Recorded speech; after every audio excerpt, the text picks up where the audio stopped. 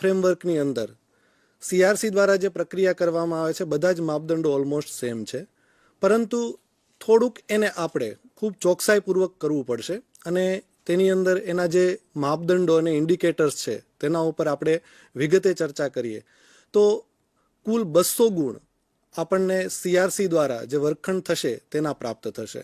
એમાં જેમ કપિલભાઈએ મુખ્ય ક્ષેત્ર 1ની અંદર વાત કરી કે અધ્યયન અધ્યાપનની અંદર એના બાકીના જે ક્ષેત્રો છે જે ડેટા આધારિત છે તેનો સમાવેશ આમાં થાય છે. વર્ગખંડના જે ડેટા છે એ ડેટાની અંદર પણ સોપાન 3ની અંદર જે આપણે ડેટા મેળવીએ છીએ જુદા જુદા એની વાત પણ આપણે એમાં કરવાની છે. તો સૌપ્રથમ સીઆરસી કોઓર્ડિનેટર દ્વારા જે મૂલ્યાંકન કરવાનું છે તેની વાત આપણે કરીએ. તો 200 ગુણનું જે આ અંતર્ગત જે પેટા ક્ષેત્ર 1.4 છે અધ્યયન માટે અસરકારક વાતાવરણ કે જેના 6 માપદંડ છે, અને બીજું જે પેટા ક્ષેત્ર છે 1.5 કે અધ્યયન અધ્યાપન પ્રક્રિયાઓ તેના પણ 5 માપદંડ છે. આમ જોઈએ તો સ્પષ્ટ આપણને દેખાય આવે છે કે દરેકનું ગુણાંકન સીધું જ આપણને 200 ગુણની અંદર દેખાય આવે છે. એટલે કે 1.5ની અંદર 20-20-20 એમ 5 એમ 100 ગુણનું મૂલ્યાંકન, કુલ 200 ગુણનું મૂલ્યાંકન છે તે આપણે સીઆરસી કોઓર્ડિનેટર દ્વારા આપણે કરીએ છીએ. આ મૂલ્યાંકનની અંદર જે માપદંડો છે પેટા ક્ષેત્રોની અંદર જેના ક્રાઇટેરિયા આપણે અહીંયા આપેલા છે, તો એની અંદર ખાસ કરીને આપણે અગાઉ પણ જોયું છે અને સીઆરસી મિત્રો આમાં કામ કરી રહ્યા છે, એની માટે આ કોઈ નવો વિષય નથી, પણ થોડુંક એને આપણે ચોકસાઈપૂર્વક કરવાનું છે. એટલા માટે થોડી સૂચનાઓ આપણે જ્યારે આ કરતા હોઈએ ત્યારે એના ઉપર ધ્યાન આપવાનું રહેશે. રેન્ડમલી જ્યારે આપણે ક્લાસ પસંદ કરતા હોઈએ તો એની માટે પણ થોડી સૂચનાઓ છે કે કેવી રીતે ક્લાસ પસંદ કરવો, કેટલામાં ધોરણમાંથી ક્લાસ પસંદ કરવા. આ માટે રાજ્ય કક્ષાએ જીએસક્યુએસસી પાસે એક આખી જીએસક્યુએસસીની સ્ટેટ ટીમ છે. આ સ્ટેટ ટીમ છે એ સીઆરસી સાથે સંકલન કરી વર્ગખંડ ફાળવણીની પ્રક્રિયાની અંદર પણ સહયોગ આપશે. એટલે મિત્રો આપે કયા વર્ગખંડનું અવલોકન કરવાનું છે અને કયા સમયગાળામાં કરવાનું છે તેની પણ આપને પૂરતી માહિતી મળી રહેશે. શાળા દ્વારા જે કામ છે એની વાત તો થઈ, આપણે અત્યારે ફોકસિંગ કરી રહ્યા છે સીઆરસી મિત્રો માટે. તો સીઆરસી મિત્રો જ્યારે આ વર્ગખંડ કરવા જશે ત્યારે એમણે થોડીક બાબતોની કાળજી લેવી પડશે. તો આપણે મુખ્ય 3 વર્ગખંડ છે તે અવલોકન કરવાના છે. તો આ 3 વર્ગખંડ ક્યાં હશે? આપણને પ્રશ્ન થાય કે મારે સ્કૂલમાં જઈ અને 3 વર્ગખંડનું અવલોકન કરવાનું છે, તો આ 3 વર્ગખંડ ક્યાં છે? તો ધોરણ 1 અને 2 માંથી એક વર્ગખંડ આપણે પસંદ કરવાનો છે, તો એક હોઈ શકે અથવા તો બીજાનો હોઈ શકે. ધોરણ 3 થી 5 માંથી પણ કોઈ પણ એક વર્ગખંડ આપણે વર્ગખંડ અવલોકન માટે પસંદ કરવાનો છે, અને ધોરણ 6 થી 8 માંથી એમ કુલ 3 વર્ગખંડ અવલોકન આપણે કરવાના રહેશે. બની શકે કે કોઈ શાળાની અંદર ધોરણ 1 થી 5 છે, તો એવા સંજોગોની અંદર ધોરણ 1 અને 2 માંથી આપણે એક વર્ગખંડ પસંદ કરશું અને ધોરણ 3 થી 5 માંથી આપણે 2 વર્ગખંડ પસંદ કરશું. એટલે કે જે ઊંચા ધોરણ છે એમાંથી આપણે વધુમાં વધુ કવરેજ મેળવીએ તેવો અહીંયા આશય છે. તો આ જે કોઓર્ડિનેશનની પ્રક્રિયા છે, જે સ્ટેટ ટીમ આપની સાથે કરવાની છે, આપણે ફાળવવાની છે, એ આપને ટૂંક સમયમાં જ્યારે ઓનલાઈન ગાઈડન્સ આપણે મળશું, એકવાર પરિપત્ર દ્વારા પણ આપને જાણ કરશું કે ક્યારે આપણે આ પ્રક્રિયા શરૂ કરવાની છે, ત્યારે આપની સાથે એ બાબતનો સ્પષ્ટ ઉલ્લેખ કરશું. હવે જે બાબતો આપણે ધ્યાનમાં રાખવાની છે, તો સામાન્ય રીતે આપણે ઔપચારિક રીતે વર્ગખંડ અવલોકન કરતા હોઈએ છીએ, પણ જે મેથોડોલોજી આપણે જ્યારે જીએસક્યુએસસી અંતર્ગત એટલે ગુણોત્સવ અંતર્ગત વર્ગખંડ પ્રક્રિયાનું મૂલ્યાંકન કરવા જઈએ ત્યારે આપણે અનુસરવાની છે, તો એ છે કે સંપૂર્ણ તાસ દરમિયાન આપણે વર્ગખંડની અંદર ઉપસ્થિત રહી અને આ અવલોકનની પ્રક્રિયા કરવાની છે. બીજું કે શિક્ષકો જ્યારે ભણાવતા હોય ત્યારે એમની જે અધ્યાપન પ્રક્રિયા છે એમાં કોઈ જગ્યાએ આપણે ખલેલ પહોંચાડવાનો નથી, એમને એને પ્રક્રિયા કરવા દેવાની છે. આપણે આપણી મૂલ્યાંકનની જે કામગીરી છે એ કરવાની છે. ત્રીજી બાબત એ છે કે જ્યારે પ્રક્રિયા ચાલતી હોય ત્યારે કોઈ શિક્ષક સાથે કે વિદ્યાર્થી સાથે આપણે વાતચીત કરવાની નથી, અને આપણને એવું લાગે કે નહીં કોઈક વાત કરવી ખૂબ જરૂરી છે, તો વર્ગખંડ પ્રક્રિયા પૂર્ણ થઈ ગયા બાદ આપણે વિદ્યાર્થી અને શિક્ષક સાથે આ સંવાદની પ્રક્રિયા કરી શકીએ છીએ. ત્યાર પછીની જે મહત્વની બાબત છે કે જે પણ પ્રક્રિયાઓની આપણે નોંધ કરતા રહેશું એ નોંધ આપણને ઉપયોગી થશે, કારણ કે સમગ્ર પ્રક્રિયા 30 મિનિટ સુધી આપણે બેઠી અને જ્યારે તમામ બાબતોને જોતા હોઈએ છીએ ત્યારે કશુંક છૂટી ન જાય, કોઈ મુદ્દો એવો છે કે જે રહી ન જાય, એટલા માટે થઈ અને આપણે એની સતત નોંધ કરતા રહેવી પડશે. તો એ નોંધ આપણે કરતા રહેશું, જેથી કરીને જ્યારે આપણે ડેટા એન્ટ્રી કરીએ, એટલે કે અહીંયાથી જે અમે તમને થોડી વારમાં દેખાડી રહ્યા છીએ કે કેવી રીતે આ ડેટા ફિલઅપ કરવાનો છે, તો એ ડેટા એન્ટ્રી વખતે આ બધી જે નોંધ છે એ આપણને ઉપયોગી થશે. તો સૌપ્રથમ જે આપણે વાત કરી કે પેટા ક્ષેત્ર 1.4 જે છે એની અંદર અધ્યયન માટે અસરકારક વાતાવરણ, આ પેટા ક્ષેત્ર અંતર્ગત જે માપદંડ 1.4.1 છે કે જેમાં શિક્ષક અને વિદ્યાર્થીઓ વચ્ચે સૌહાર્દપૂર્ણ વ્યવહાર છે એનું આપણે મૂલ્યાંકન કરવાનું છે. તો મિત્રો, શિક્ષક અને વિદ્યાર્થી વચ્ચેનો જે સંબંધ છે એમ કહી શકાય કે જેટલો પોઝિટિવ હોય, જેટલો મોટિવેટિંગ હોય, એટલું જ અધ્યાપન અને અધ્યયન બંનેનું સ્તર છે એ ઊંચું હોય છે. જ્યારે કોઈ શિક્ષક છે એ પ્રત્યેક વિદ્યાર્થીને આદર આપીને બોલાવે અને આદરથી સંબોધે ત્યારે વિદ્યાર્થી છે એનો પણ જોશ ડબલ થઈ જાય છે. તો અહીંયા ખાસ કરીને આપણે એ જોવાનું છે કે પ્રત્યેક શિક્ષક છે એ પોતાના વર્ગખંડના જે વિદ્યાર્થી છે એને યોગ્ય નામ અને સંબોધનથી બોલાવે છે. વિદ્યાર્થીઓને એવું વાતાવરણ વર્ગખંડની અંદર મળે છે કે જ્યાં કોઈ પણ પ્રકારનો ડર નથી, કોઈ સંકોચ નથી. ઘણીવાર એવું થતું હોય છે કે શિક્ષકનો ડર એટલો હોય કે વિદ્યાર્થી છે એ પ્રશ્નો પૂછવા માટે પણ ગભરાતા હોય છે. તો અહીંયા ખૂબ ફ્લેક્સિબલ વાતાવરણ હોય તે ખૂબ અપેક્ષિત છે. ત્રીજી જે બાબત છે કે જે વિદ્યાર્થીઓની અધ્યયન જરૂરિયાત શું છે, એની લર્નિંગ નીડ્સ શું છે એ જાણી એવા વિદ્યાર્થીઓ ઉપર જરૂરી ફોકસ કરવામાં આવે છે કે કેમ, તેની આપણે ચકાસણી કરીએ છીએ. જેમ અગાઉ કપિલભાઈએ વાત કરી કે કયા ધોરણનું આપ જોઈ રહ્યા છો, 1 થી 2 નું જોઈ રહ્યા છો, 3 થી 5 માંથી જોઈ રહ્યા છો કે 6 થી 8 માંથી જોઈ રહ્યા છો, તેની પસંદગી કરવા માટે અહીંયા ચેટબોટ આપને આપવામાં આવશે. આ ચેટબોટમાં આપણે ધોરણની પસંદગી કરી શકશો, વર્ગની પસંદગી કરી શકશો અને વિષયની પસંદગી પણ કરી શકશો. તો એ પ્રક્રિયા થઈ રહી છે કે કેમ તેને આપણે હા અને ના ના પ્રત્યુત્તરની અંદર દેખાડશું અને એની સ્થિતિ શું છે એને આપણે ઉત્તમ, મધ્યમ અને નબળું એવા સ્તરની અંદર ગોઠવી આપશું. ત્યાર પછી જે આખું જ ડેટા એન્ટ્રી થશે આપના દ્વારા, તેના આધારે બેકગ્રાઉન્ડની અંદર જે આ વિગતો છે એ જનરેટ થશે કે જેમાં તમામ વર્ગખંડની અંદર આવી પ્રક્રિયાઓ થઈ રહી છે કે કેમ, કે એક પણ વર્ગની અંદર આવી પ્રક્રિયાઓ થઈ રહી નથી જેવા સિચ્યુએશન્સ ઊભા થશે, જેના આધારે 0 થી લઈ અને 5 ગુણની અંદર આપનું મૂલ્યાંકન, જેને ઉત્તમથી લઈ અને બિલકુલ નહીંના સ્તરની અંદર કરવામાં આવશે. માપદંડ 1.4.2 જે છે કે અસરકારક વર્ગખંડ વાતાવરણ, તો અહીંયા જે વર્ગખંડનું વાતાવરણ છે એ કેટલું ઇફેક્ટિવ છે. આમ તો વાતાવરણ સંદર્ભે ઘણા બધા પુસ્તકો લખાયેલા છે કે પોઝિટિવ વર્ગખંડ કોને કહી શકાય, તો જેમાં પર્યાપ્ત અવકાશો ઊભા થતા હોય, બરાબર, એને વાતાવરણ છે એ ક્લાસરૂમ માટે શ્રેષ્ઠ છે. અહીંયા આપણે જોઈએ તો ભાઈ બેઠક વ્યવસ્થા છે એ યોગ્ય રીતે ગોઠવાયેલી છે કે કેમ, હવા ઉજાસની વ્યવસ્થા યોગ્ય રીતે થઈ છે કે કેમ. દાખલા તરીકે ઘણીવાર વર્ગખંડની અંદર એવું હોય કે ટ્યુબલાઇટ હોય, અંધારું હોય, છતાં પણ એને ચાલુ કરવામાં ન આવે, બારી બારણા હોય છતાં પણ અમુક પ્રકારની બારી છે એ સાઈડમાં જતી હોય તેને ખોલવામાં જ ન આવે, જેથી વિદ્યાર્થીઓને ઘણીવાર છે એ ઓછા પ્રકાશની અંદર પોતાની કામગીરી કરવી પડતી હોય. તો આવી બાબતો છે તેની પણ ચકાસણી આપણે અહીંયા કરીએ છીએ. આમાં પણ આપણે ધોરણ, વર્ગ, વિષય અને એનું જે સ્તર છે, હા કે ના, ઉત્તમ, મધ્યમ, નબળું, એ રીતે આપણે ડેટા ભરશું. અને અગાઉ જેમ કીધું કે આના આધારે એક વિધાન જનરેટ થશે જે બેકગ્રાઉન્ડમાં જનરેટ થશે, તેની આપણે અહીંયા ચર્ચા કરતા નથી. તો એ જનરેટ થયેલા વિધાનને આધારે આ સ્કોર છે વિધાનનો એ પણ અહીંયા જનરેટ બેકગ્રાઉન્ડની અંદર થશે. શિક્ષકો દ્વારા જે વિદ્યાર્થીઓને પ્રેરણા આપવામાં આવે છે તે પ્રેરણા છે એ વિદ્યાર્થીને ખૂબ બળ પૂરું પાડે છે. તો જ્યારે આપણે વિદ્યાર્થીને શૈક્ષણિક કાર્યની અંદર ખૂબ કહી શકાય કે એક્ટિવલી જોડવા હોય ત્યારે એની માટે શિક્ષકોની પ્રેરણા છે એ સદાય કહી શકાય કે એક માર્ગદર્શકનું કામ કરે છે. તો અહીંયા શિક્ષક એવા પ્રકારની પ્રેરણાઓ વિદ્યાર્થીઓને પૂરી પાડે છે કે કેમ, એને પ્રોત્સાહન આપે છે કે કેમ. વિદ્યાર્થી ઘણીવાર પ્રશ્નોના જવાબ આપવામાં, કશુંક લખવામાં પોતાના બેસ્ટ પ્રયત્ન આપતા હોય છે. તો આ પ્રયત્નને શું શિક્ષક દ્વારા પ્રોત્સાહિત કરવામાં આવે છે, બિરદાવવામાં આવે છે, તો એને પણ અહીંયા આપણે ગુણાંકનની અંદર ધ્યાનમાં લઈએ છીએ. આ ઉપરાંત ઘણીવાર વિદ્યાર્થીની જે સિદ્ધિઓ છે બરાબર.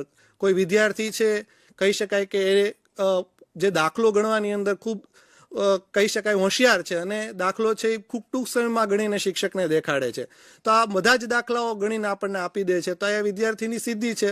બીજું કે વિદ્યાર્થી છે એ કોઈ સારી બાબતની અંદર સિદ્ધિ પ્રાપ્ત કરે તો એ પણ અહીંયા વિદ્યાર્થીની સિદ્ધિ છે. તો આવી સિદ્ધિઓ છે એ વર્ગખંડ ટ્રાન્ઝેક્શનની અંદર જ્યારે વિદ્યાર્થી દર્શાવે ત્યારે આપણે એને પ્રોત્સાહિત કરવા માટેના પ્રયત્ન કરીએ, એની નોંધ આપણે અહીંયા કરવાની થાય છે.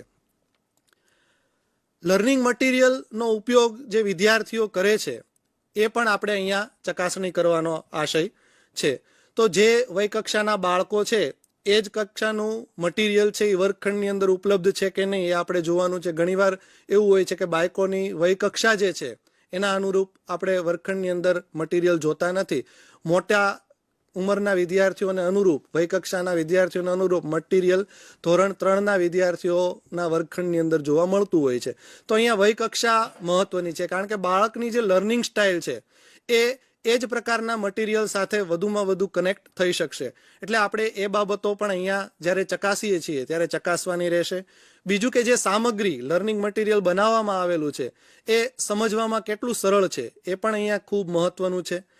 બીજું કે જે વિષય વસ્તુના મુદ્દાઓ શીખવવામાં આવી રહ્યા છે, બરાબર, એ મુદ્દાઓ છે વિષયને જ અનુરૂપ છે, એ પણ અહીંયા આપણે જોવાનું છે. ઘણીવાર બીજી વાતોની અંદર વધુ પડતો સમય પસાર થઈ જતો હોય અને શીખવવાનો જે મુદ્દો છે અહીંયા સ્કીપ થઈ જતો હોય, તો આવા સંજોગોની અંદર વિષય વસ્તુના મુદ્દાઓ ઉપર જ વધુ એલાબોરેટ કરી, વધુ સમજૂતી આપી અને શિક્ષક ભણાવી રહ્યા છે, તો એ સ્થિતિ આપણી માટે કહી શકાય કે ઉત્તમ પ્રકારની સ્થિતિ છે. બીજું આપણે જોવાનું એ છે કે આ જે સામગ્રી બનાવવામાં આવી છે અથવા તો શિક્ષક જે શીખવી રહ્યા છે એ લર્નિંગ મટીરિયલ છે એ લર્નિંગ આઉટકમ સાથે જોડાયેલું છે કે કેમ, એને અનુરૂપ છે કે કેમ, કે એ મટીરિયલ છે એ માત્ર વિદ્યાર્થીઓના ડેમોન્સ્ટ્રેશનમાં મુકાય એવું જ છે પણ એને વિષય સાથે કોઈ સંબંધ નથી. તો આવી બાબતોને ધ્યાનમાં રાખીને પણ આપણે ઉત્તમ, મધ્યમ અને નબળું એવા સ્તર છે એના આધારે આપણે આ પ્રક્રિયાનું ગુણાંકન કરવાનું થાય છે. ત્યાર પછી સૌથી મહત્વની જે વાત છે એ છે કે વિદ્યાર્થીને તક આપવી. સામાન્ય રીતે જે જનરલ વર્ગખંડો હોય છે એમાં શિક્ષક પોતાની વાત રજૂ કરતા હોય છે. ઘણા રૂમો અપવાદ પણ હોય છે કે જ્યાં વિદ્યાર્થીને પૂરતું સ્વતંત્રતા પણ મળે છે અને પોતાના મુદ્દાઓની રજૂઆત પણ કરે છે. પણ હવે આ જે મુદ્દો છે કે વિદ્યાર્થી પક્ષે થોડીક વધુ સ્વતંત્રતા આપણે અહીંયા અપેક્ષા રાખીએ છીએ કે જો શિક્ષક અને વિદ્યાર્થી બંને વચ્ચેની જે વિષય સંબંધિત ચર્ચાઓ થાય તાસની અંદર તો એ ખૂબ પોઝિટિવ રિમાર્ક છે. કારણ કે અહીંયા વિદ્યાર્થી સ્વતંત્રતા અનુભવે છે, પોતાના વ્યૂઝ આપી શકે છે, કોઈ મુદ્દો નથી સમજાણો તો અહીંયા ખુલીને કહી શકશે. માટે અહીંયા આ બાબતો છે તે વિદ્યાર્થીઓ માટે એટલી જ આવશ્યક છે. બીજું કે ચર્ચા દરમિયાન જ્યારે શિક્ષક વિદ્યાર્થીઓને પૂરતી તક આપે ત્યારે શું થાય તો વિદ્યાર્થી છે એ ખૂબ જ પોઝિટિવલી પોતાના જે પ્રશ્નો છે એ શિક્ષકને રજૂ કરી શકશે અને આનાથી જે અધ્યયન છે એની તકો છે એ વધશે અને શિક્ષણ છે એવું કહી શકાય કે સર્વગ્રાહી બની શકશે. બીજું, વિદ્યાર્થીના જે પ્રશ્નો છે એને પણ આપણે ચર્ચાની અંદર સમાવવા ખૂબ જરૂરી છે, કારણ કે વિદ્યાર્થી સમજો છો કે નથી સમજો તે આપણે એમના દ્વારા જે પ્રશ્નોની રજૂઆત થાય છે એના દ્વારા એને આઈડેન્ટિફાય કરી શકીએ છીએ. બીજું કે એવા ચર્ચાયુક્ત વાતાવરણ જેને કહી શકાય નું નિર્માણ આપણે કરવાનું છે કે જેમાં શિક્ષક અને વિદ્યાર્થી બંને એકબીજાની નજીક આવી શકે અને એમનો જે ડર, સંકોચની સ્થિતિ છે એમાંથી એ બહાર આવી શકે. તો એવા જો વાતાવરણની અંદર અધ્યાપન કાર્ય થતું હોય તો એ આપણી માટે ઉત્તમ છે અને એનેથી લઈ અને નબળાની સ્થિતિની અંદર આપણે એને મૂલ્યાંકન કરવાનું છે. ત્યારબાદ જે મુદ્દો છે એ છે કે જે શીખ્યા હોય તેના વિશે વાત કરવી. આમ તો આ સમાપનનો મુદ્દો છે. જ્યારે આખો જ તાસ પૂર્ણ થાય અને જ્યારે શિક્ષક છે એ પોતાના સમગ્ર કાર્યનો સારાંશ વિદ્યાર્થીને કહે કે ભાઈ આજે આપણે આ બાબતો વિશે વાત કરી, તો એ ખૂબ પોઝિટિવ વસ્તુ છે. આનાથી એ થશે કે વિદ્યાર્થીને ખ્યાલ આવશે કે સમગ્ર તાસ દરમિયાન શિક્ષક દ્વારા આ મુદ્દાઓ ઉપર ચર્ચા થઈ રહી છે અને મારા દ્વારા આટલા મુદ્દાઓ છે એ શીખવામાં આવેલા છે. બીજું કે એને ડ્રીલ વર્ક પણ કરાવવું પડે. ઘણીવાર શું થાય છે કે શિક્ષક જ્યારે શીખવે છે ત્યારે કદાચ વિદ્યાર્થી બીજી બાબતની અંદર પોરવાયેલો હોય તો એનું ધ્યાન ત્યાં ના હોય. જ્યારે આપણે એને સમાપનની અંદર, જ્યારે દ્રઢીકરણની અંદર આ મુદ્દાઓ લઈએ ત્યારે અહીંયા આ બાબતો છે તે વિદ્યાર્થીને ખૂબ હેલ્પફુલ થાય છે. બીજું કે જે શીખ્યા હોય તેના વિશે વિદ્યાર્થી વાત કરી શકે. આના માટે આપણે કેવી રીતે ચેક કરી શકાય? તો કે ભાઈ વિદ્યાર્થીને આપણે પૂછી શકીએ કે આજે તમે કયા મુદ્દાઓ વિશે ચર્ચા કરી. જ્યારે તાસ પૂરો થાય ત્યારે આપણે વિદ્યાર્થીને પૂછી શકીએ, 2-3 રેન્ડમલી વિદ્યાર્થી સિલેક્ટ કરી અને આપણે પૂછી શકીએ કે તમે આજે શું શીખ્યા છો, બરાબર? તો જો વિદ્યાર્થી જે શીખેલા છે એ બાબતનો જો આપણને ક્યાસ આપી શકે તો આપણે કહી શકીએ કે ભાઈ વિદ્યાર્થીઓ છે એ જે બાબત શીખવામાં આવેલી છે તેનાથી સુપેરે પરિચિત થઈ ગયા છે. તો આ રીતે પણ આ બાબતનું આકલન આપણે કરી શકીએ છીએ. બીજો જે મુદ્દો છે 1.5 અધ્યયન અધ્યાપન પ્રક્રિયા, તેની અંદર પણ CRC કોઓર્ડિનેટર મિત્રો દ્વારા જે આપણી અધ્યયન નિષ્પત્તિઓ છે તેના ધ્યાનમાં રાખીને અધ્યાપન કાર્ય જો શિક્ષક કરતા હોય તો એની ડિટેલ્સ આપણે અહીંયા દર્શાવવાની થાય છે.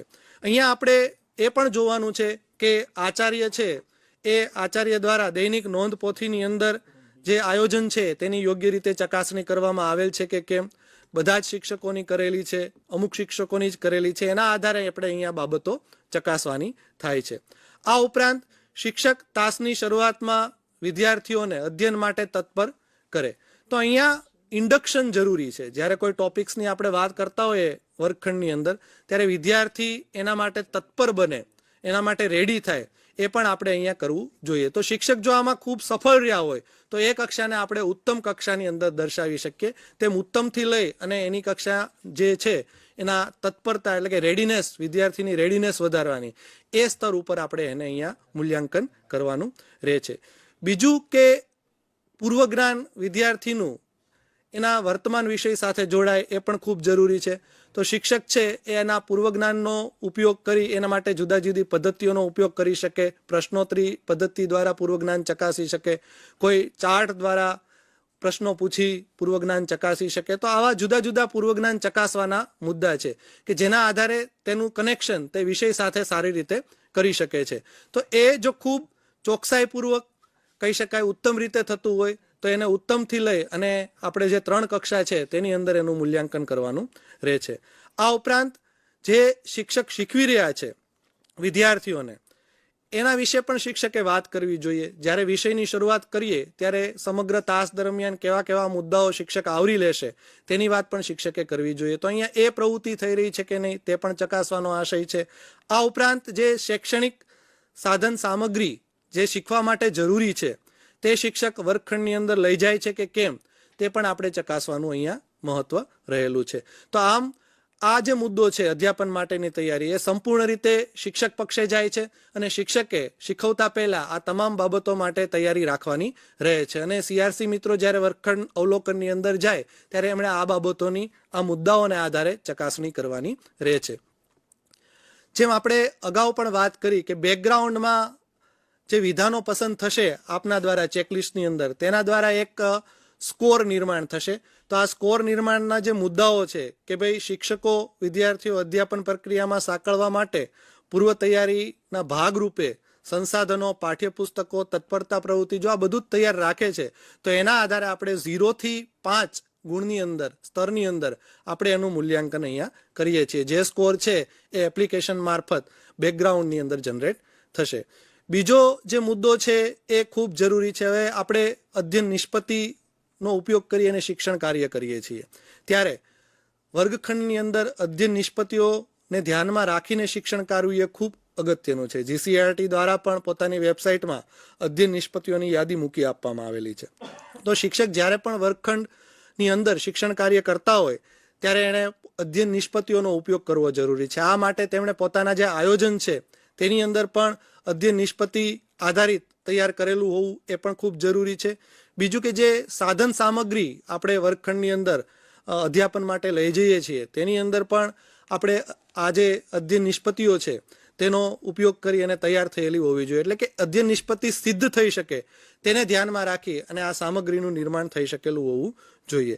આ ઉપરાંત અધ્યયન અધ્યાપન જે પદ્ધતિઓ છે એ અધ્યયન અધ્યાપન પદ્ધતિઓ પણ આપણે લર્નિંગ આઉટકમ ફોકસ કરી અને ઇમ્પ્લિમેન્ટ કરેલી હોવી જોઈએ. તો કઈ પદ્ધતિ આપણા અધ્યયન નિષ્પત્તિ છે એને અસરકારક રીતે સિદ્ધ કરવામાં ઉપયોગી થઈ શકે આવું કોઈ સ્પેસિફિક ન કહી શકાય. કારણ કે કોઈ શિક્ષક માટે વ્યાખ્યાન પદ્ધતિ છે એ અસરકારક હોઈ શકે, કોઈ શિક્ષક માટે કાપા કાર્યથી શીખવવાની જે પદ્ધતિ છે એ પણ અસરકારક હોઈ શકે. આમ જુદી જુદી જે પદ્ધતિઓ છે એમાંથી જે શ્રેષ્ઠ પદ્ધતિ શિક્ષક વાપરે અને આપણને જે અસરકારક દેખાય એના આધારે આપણે આ ઉત્તમ, મધ્યમ અને નબળું એવા 3 સ્તરની અંદર આપણે એને મૂલ્યાંકન કરવાનું છે. અને આચાર્યશ્રી દ્વારા પણ આ જે વર્ગખંડ નિરીક્ષણની જે લોકબુક છે એ નિભાવવામાં આવી છે એની પણ ચકાસણી આ માપદંડ હેઠળ કરવામાં આવે છે. આ ઉપરાંત શિક્ષકો દ્વારા જે પ્રશ્ન પૂછાય છે તે પણ મહત્વના છે, કારણ કે પ્રશ્ન દ્વારા જ આપણે વિદ્યાર્થીને આપણી સાથે જોડી શકશું. તો શિક્ષકો પ્રશ્ન પૂછે એ ખૂબ અગત્યનો છે. એમ કહી શકાય કે જે વર્ગખંડની અંદર પ્રશ્ન જ નથી પૂછાતા, માત્ર વ્યાખ્યાન પદ્ધતિ જ શિક્ષણ કાર્ય થાય છે, તે કહી શકાય કે એટલું અસરકારક નથી. પણ જ્યારે પ્રશ્ન પૂછાય તો અમુક જે ડાઉટ્સ છે વિદ્યાર્થીઓને ખૂબ સરળતાથી ક્લિયર કરી શકીએ. તો પ્રશ્ન પૂછાય એ પણ જરૂરી છે. કેટલા પ્રમાણમાં પૂછવા? જો શિક્ષક છે એ પોતાના મુદ્દાના શીખવવાના પ્રમાણમાં નિશ્ચિત કરેલા પ્રશ્નો પૂછી શકે તો એ સ્થિતિ ઉત્તમ કહી શકાય. બીજું, પેટા પ્રશ્ન, જે પ્રશ્ન પૂછ્યો છે એના સંબંધિત પ્રશ્ન પૂછે તો પણ એ સ્થિતિ ઉત્તમ કહી શકાય. વિદ્યાર્થીઓને વિચારવા માટે જો પ્રેરી શકે એવા પ્રશ્નો પૂછાય તો ખૂબ ઉત્તમ સ્થિતિ છે. અને મુક્ત જવાબી, કે જેમાં વિદ્યાર્થીને પોતાની રીતે વિચારવા માટે સ્વતંત્રતા પ્રાપ્ત થાય, તો આવા પ્રશ્ન પણ અહીંયા જ્યારે મૂલ્યાંકન કરીએ ત્યારે પૂછવામાં આવે છે કે કેમ, તેની આપણે અહીંયા ધ્યાનમાં રાખીએ છીએ. રચનાત્મક મૂલ્યાંકન બાબતે આપણે GCRT દ્વારા ફોર્મેટ એ સતત અને સર્વગ્રાહી મૂલ્યાંકન અંતર્ગત આપવામાં આવેલું છે. તેની વિગતો શાળા દ્વારા મોટે ભાગે ભરવામાં આવતી જ હોય છે. તો અહીંયા એ જ બાબતોની ચકાસણી આપણે કરવાની છે કે એનું જે ફોર્મેટ છે એ નિભાવવામાં આવે છે કે કેમ, એમાં અધ્યયનના હેતુ દર્શાવેલા છે. ઉપરાંત આ નિયમિત રીતે ભરવામાં આવે છે, એનું આકલન થઈ રહ્યું છે. ઉપરાંત જ્યારે એસેસમેન્ટ કરવામાં આવે છે ત્યારે વિદ્યાર્થીઓને એના આધારે યોગ્ય ફીડબેક્સ છે આપવામાં આવે છે કે કેમ. તો આ બાબતોની ચકાસણી કરી એને આપણે ઉત્તમથી જેનું સ્તર છે નબળું એમાં આપણે મૂકતા હોઈએ છીએ. અધ્યયનમાં સમાન તકના સંદર્ભમાં આપણે જોઈએ તો વર્ગખંડની અંદર કન્યા અને કુમારો બંનેને સમાન તક આપવામાં આવે. જેમ કપિલભાઈએ કીધું કે રમતગમતની અંદર જે રમતો છે એ અમુક રમતો કન્યા જ રમતી હોય, અમુક રમતો કુમાર રમતા હોય, તો તે સ્થિતિ આદર્શ નથી.